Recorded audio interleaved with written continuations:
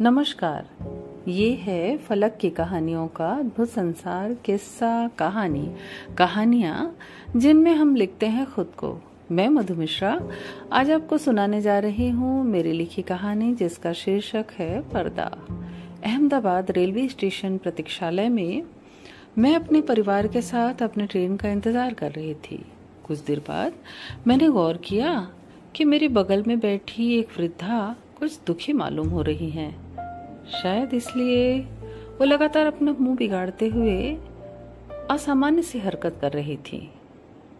और थोड़ी देर बाद ही उन्होंने स्वयं पहल करते हुए औपचारिक बात की शुरुआत के साथ मुझसे कहा, मैं अपने दोनों बेटा बहू के साथ द्वारिकाधीश के दर्शन करने आई थी बेटा। और फिर तत्परता से मेरा परिचय पूछकर उन्होंने अपनी बात को आगे बढ़ाते हुए सामने इशारा किया। वो जो सामने नाश्ता कर रहे हैं ना, मेरे बेटा बहू है। और फिर तुरंत ही विकृत सा मुंह बनाया उन्होंने और कहने लगी, मेरी बड़ी बहू ना बड़े घर से आई है और नौकरी भी करती है, इसलिए बिल्कुल भी पर्दा नहीं करती। इसी कारण छोटे बेटे की शादी ना हम लोग गरीब घर में किए। शादी का पूरा खर्चा भी हम लोगों ने उठाया, बस इसलिए कि कम से कम ये तो अपने सिर पर पल्लू रखकर हमारा मान सम्मान करेगी।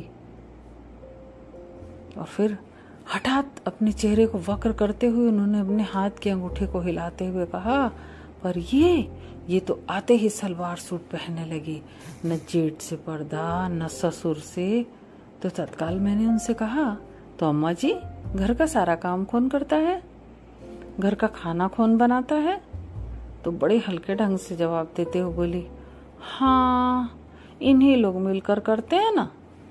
सुनते ही मैंने उनसे कहा, तब तो आप बहुत भाग्यशाली हैं अम्मा जी, ये लोग आपको समय से खाना दे रहे हैं, आपका काम भी कर रहे हैं।